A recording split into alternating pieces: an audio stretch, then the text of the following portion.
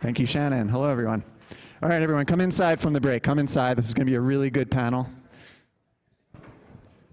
We're going to talk about tools for creators. We've talked a lot about the creator economy. We've talked a lot about the different types of content that we want people to create and everything, but we still have a bit of a gap in terms of what sort of Web3 native content means, what tools need to exist to enable creators to succeed here. So I'm excited to have a panel of killer experts up here with us. I think we have kind of representation of the full stack, ranging from underlying protocols at the social layer to creator-centric platforms themselves, to actually really creative gaming platforms and forms of media. So I'm gonna, drill in. We're gonna cover a lot, but let's start with a quick round of 30-second introductions. Cool. I'm Matt Altson. I'm the co-founder and CEO of Bonfire. We build no-code platform to help creators be their own platform. So you can think about it like a Web3 native website builder powered by creators, assets, content, and community. So that's me. Marguerite, deCourcelle, CEO of Blockade Labs. Previously, Blockade Games. We are Web3 game studio. And actually, last year, we acquired a generative AI studio. And so now we are definitely exploring content creation and hyperdrive for metaverse building in general. And I'm Bradley Freeman. I'm the Senior Growth Manager at the Aave Companies, which is the company behind Lens Protocol. So I focus on BD and integrations, like with Bonfire, and also on onboarding creators to Lens and explaining the opportunity. But for those who don't know, Lens Protocol is a Web3 social, decentralized social media. We give people the ability to custody your social presence the same way you custody your crypto assets. So super excited to be here. Awesome. Okay, so we're going to talk tools, but before we get into tools, let's, we're talking about what Web3 brings to creators. You all have a lot of experience building in this space for a while. Can we get to the heart of it? Can we talk about what is unique? What are the unique Web3 primitives that are working that enable something disruptive and innovative for creators? And Matt, you have the creator-centric platform at Bonfire. Maybe you could lead us off. What is interesting and working for creators that's different and new and unique? Yeah, so I think at the primitive level, ownership is maybe the biggest one, and that's ownership of assets, of content, and then of the relationship with one's community or fandom. And I think in Web 2, creators are effectively renting space on platforms they have really no control or autonomy over. And in Web 3 unlocks, I think, a lot more control, a lot more ownership, and for a creator as well as their community. So I think that's definitely a really big one. Yeah, and are creators resonating just with that idea of ownership, and that's what bringing them in to experiment right now? Or are we seeing tangible examples where this ownership of their content's actually making a difference for them? I think we definitely see very tangible examples within content NFTs, which certainly have sort of captured the zeitgeist over the last 6 or 12 months. And so I think in that way, ownership is directly enabling new monetization opportunities for creators. And then I think when it comes to control or owning the relationship with one's fans, there's a lot of tooling that I think still needs to be really built out around that concept to make it as frictionless as existing in Web 2. And so I think right now, that is still maybe something that we look forward to and are building towards, but we don't yet see fandoms moving across platforms in this fully autonomous way quite yet. I think that's still work in progress. Got it. Cool. So Marguerite, ownership, that's obviously important. What else are you seeing within the gaming world? So co-creation is a big one for Web3, a big theme, and at the center, and something, I think you can probably see this, but there's a lot of companies or projects that are struggling to scale in various ways. Content is one of them, but also engaging their audiences through user-generated content. And how does that fold into the core of the project and their mission, shared vision, having coherence? So that co-creation part, in gaming, it's meaningful, but also in metaverse building and these projects in general, it seems like every Web3 collection actually wants to be a metaverse or have a larger purpose beyond just being a scarce asset. And I also think the scarcity model is pretty broken also. I think that we have to build for scalability, both in the economy sense, to be more inclusive, and how do you do that? And then also that collaborative spirit, because to have a more robust economy, people have to be able to contribute. So it is a vibrant space. Great, cool. And so Bradley, I'm seeing ownership as a primitive, collaborative creation as a primitive. What about within Lens and all the kind of content experiments you've been running? Yeah, all of the above. To make it a little more specific, on Lens, we talk about it in terms of owning your relationship with your followers, which you literally own via a follow NFT. So if you're to follow me on Lens, my Lens profile, that will actually issue a follow NFT with an ID associated with it, number 1, number 10, number 100, et cetera, representing our relationship that can, because it's an NFT, never be taken away. The same is true for content that you create on Lens. So when I create a post, that post, I as the creator can decide, A, if it is collectible as an NFT, and B, under what circumstances. So I can, in a few, we like to say, you can do an NFT drop in like as easily as you post a tweet.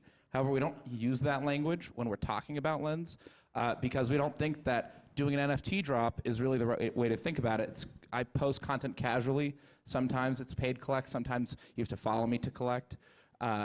It's really just like we really do mean like collect it. The same way that TikTok taught us what a stitch or a duet is, Twitter taught us what a retweet is. Lens, we're trying to show people that collecting content from around the internet is just something you're going to do, and sometimes you'll be willing to pay for it.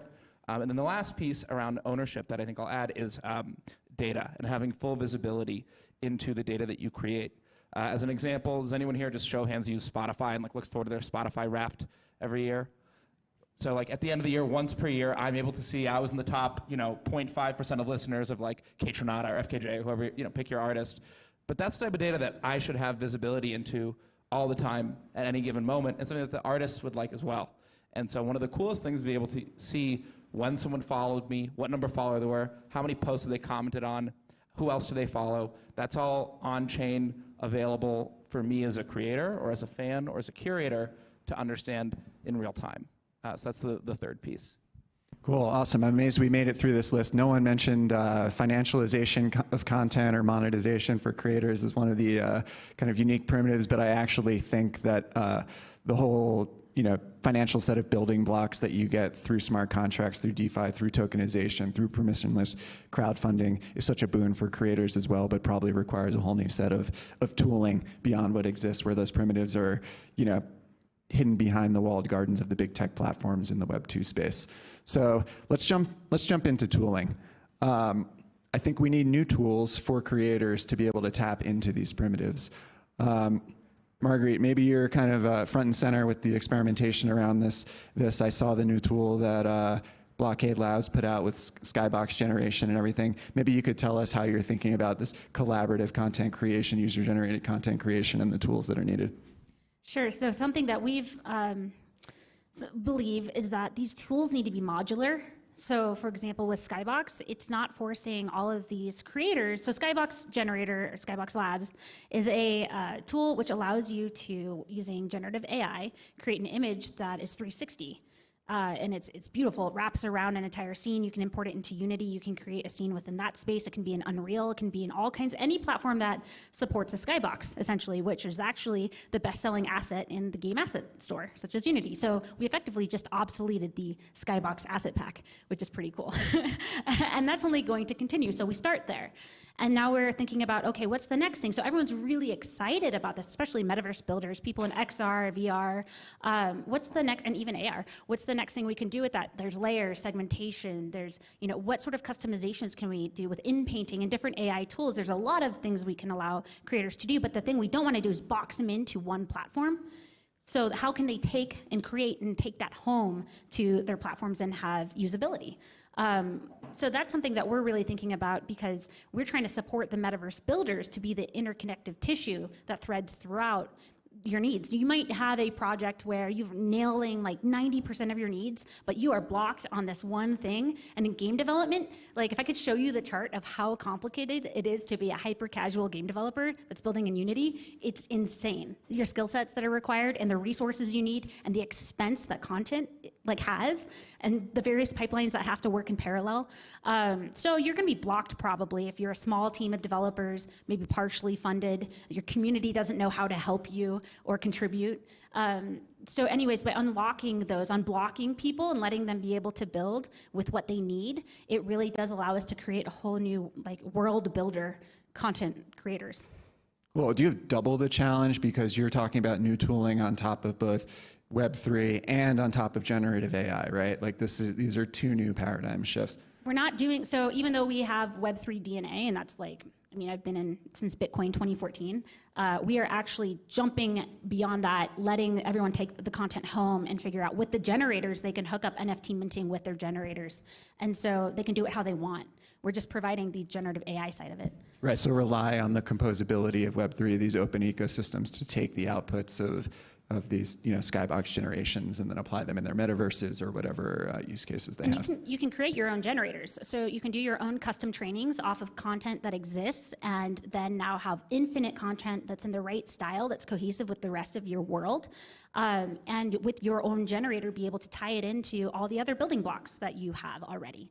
Yeah, so we don't need to control you or block you further. Great, cool. And Matt, what are the missing gaps right now for creators that are kind of leveraging this Web3 ownership and other primitives that you said that you're building at Bonfire, or that still are gaps that we need the builders here at ETH Denver to fill and exist to deliver this impact? Yeah, I mean, there's a lot. I think of tooling at the application layer that still needs to be built. I think the last year we saw really protocols, primitives, like become available for application builders, and now there's a Lens protocol, and one developer can build an amazing application on top of that, and do so in a way that like contributes to ideas around composability and interoperability, and is like a much better deal for the creator versus needing to rebuild everything and then also do so in like a closed wall or in like a a silo. And so I think that's like one example. Livepeer is another one. It's like video is a massive portion of traffic on the internet, of the ways that creators and their audiences engage. And there wasn't really decentralized video infrastructure to build on top of. But now that there is, like, in a hackathon, you can stitch together like a TikTok-like app or a YouTube-like app or, any number of video-powered platforms. And so I think that the protocols are there, like the tools are there, and then really like when it comes to what needs to be built for creators to use, I think it's like all of the applications that live on top.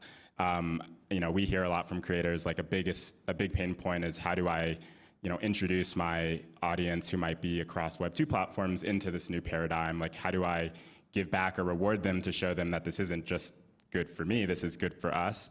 How do I like get them over the hump of understanding, concepts or principles around ownership, how to custody assets safely, how to even just install a MetaMask browser extension. So like that's one really big pain point. I think another one is just like, if you look at the Web2 platforms, they're phenomenal in terms of user experience, and like, you download an app, you open it, and within 5 seconds, you have this really enriching experience. You can, I think one of TikTok's superpowers was the video creation and like editing tools.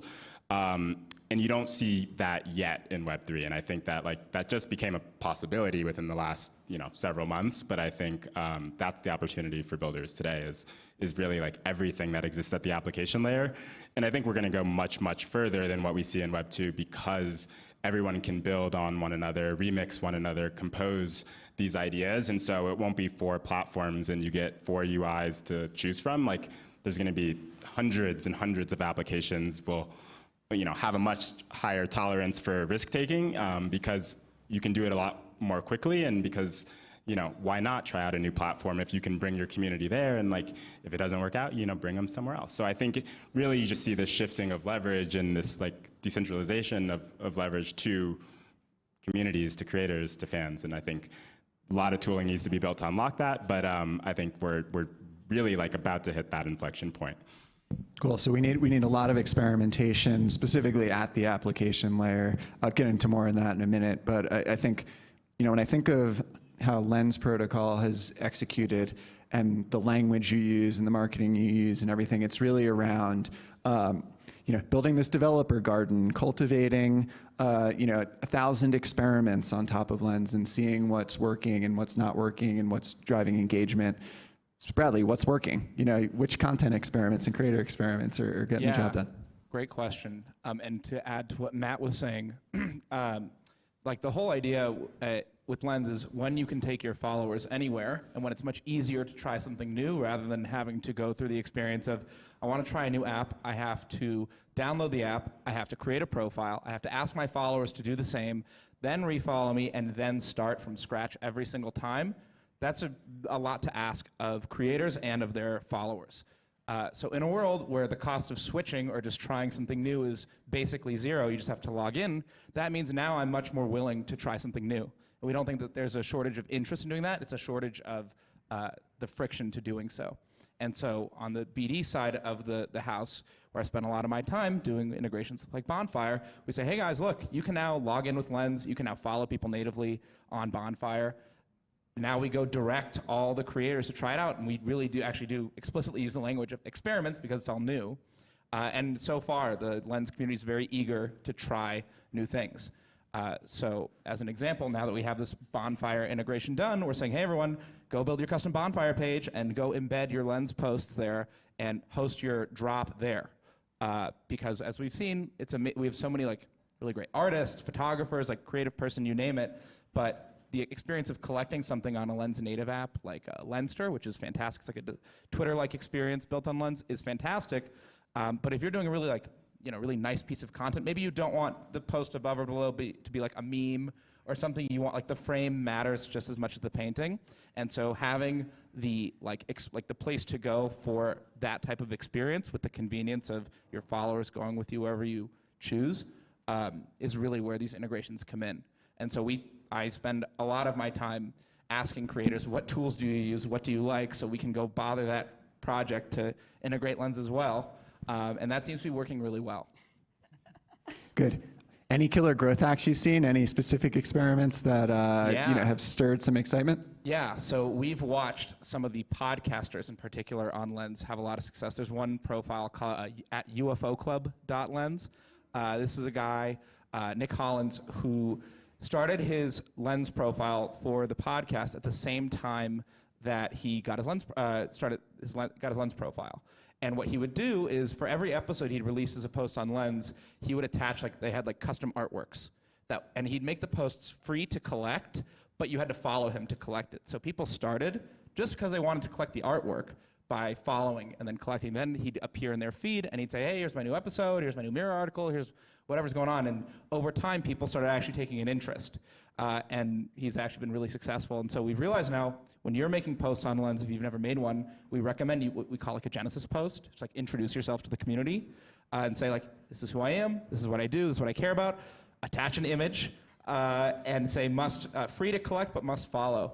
And we found that's really effective for starting out and telling the story of what you're doing before you say, hey, buy this thing or take a more advanced action. I'm asking you to do something more substantial. So I want to add something to this with the community feedback and the way that you're growing these communities is that with generative AI, you can do something called content awareness design.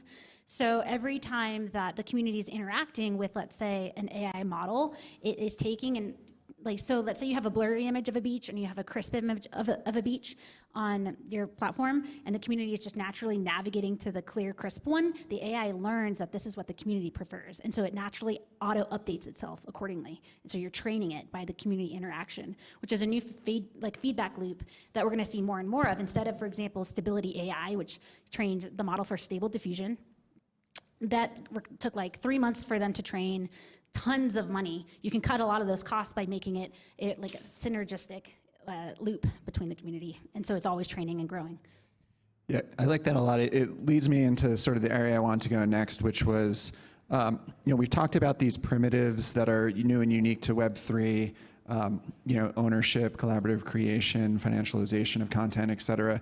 But, we often wonder, how much do they have to be paired with an actual, new media format, a media format innovation, the way that a Vine video was a new media format and sort of led to inspired, the TikTok type media format, or is the, collectible post on Lens a new media format, or is this kind of generative AI based, self-learning, self-improving content a new format, and then is that the, the Catalyst base unit that propels the multi-million user app to go from 0 to 60 in a couple months' time. Any thoughts on how much we need new content formats, or whether we can just apply Web3 primitives to posts, uploads, videos, et cetera? The short answer is unclear yet, but a combination of all of those. I think what we're seeing on Lens, a lot of people will, like the first thing is people say, I don't know what to post, say just take an Instagram post or some tweets you're particularly proud of or threads and repost them on Lens to start, but then combining them in new ways. So saying, yeah, this was my tweet thread. I could see on the Twitter analytics that I got 10 new followers from this thread, but I don't know who they are. Now you can actually directly see the correlation between someone followed me because they they want to collect this post.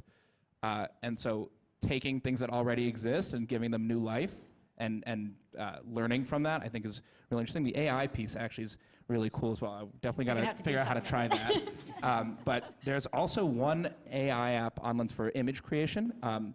It was formerly called Lens AI, now it's called Artificial Intelligence. And we saw people could, it was one of the first, if not the first place you could go make a generative image by remixing an existing one. So the idea is if you want to make a really beautiful artwork, it's, to write a really long prompt with like 30 to 50 words, like that's difficult. But what if you could take an existing image, remix it by like Mad Lib style, changing just the first few words, and then reposting it. And because the attribution is on chain, you can see actually who created it first. You can actually draw the attribution without just stealing someone's idea. Now, of course, they pick images that people have approved to use in the first place, but we've seen that's a really interesting way to try co-creation and remixing culture with content that already exists from existing formats. I want to piggyback on that because the concept image to image, video to video, so there's also going to be game to game. And what you'll be able to do is have a game or like some metaverse community. This is what we have. You'll be able to then ask the AI, but we want more virality. We want more user engagement. Like, how do we take this and get to that new output, having those updated features? And so that is what will happen. It will target exactly what you're asking for and make those improvements. So you'll be able to, it's like iterative game development that we've had for, of the past 100 years or whatever we've been developing games for, like I guess since the 70s. So every time there's a big game like Battle Royale, someone takes it and runs with it and makes a tweak to it. Now it's a little bit more viral. Instead of having to do that manually with different game development teams, the AI is going to harness all of existing data points and be able to target exactly what's going to move the numbers you want to move. Yeah, and I think Web3 adds some interesting elements there where you can actually potentially track sort of the modification chain or the provenance chain of each of these new collaborative updates via on-chain identities, wallets, and maybe even royalty flows through them as well. Yeah, I mean, I think just to add two thoughts. One is I can't believe you didn't mention the incentivized mirrors on Lens, which I think is one of the coolest new formats that I've seen yet. And what it is, as a creator, you can reward people who mirror, which is essentially a retweet, or like they're furthering the distribution of your content. You can reward them like in Matic. And now, somebody who was just a passive consumer is actually able to be rewarded for being a part of the chain of distribution for that content. And that, is, I think, it's just one example of how I think when you have Web3, instead of it being purely, creator uploads content onto platform, it gets broadcast based on the platform's interests in an algorithm. That's a very, I think, passive kind of consumptive experience. It's very parasocial as a relationship. And I think in a Web3 context, we are going to see a lot of new formats that come just purely from the fact that when you empower people with ownership, they're a lot more involved, a lot more engaged, and you're going to have these multiplayer experiences that I think you just can't really build in Web 2 because, well, 4 platforms could build it, but nobody else could build it because those 4 platforms control all of the relationship data that's required. Could I add to that real quick? Just a great point. Basically, the way a mirror works, let's say I create an image. I say there's 10 copies of this image. You can collect them for $1.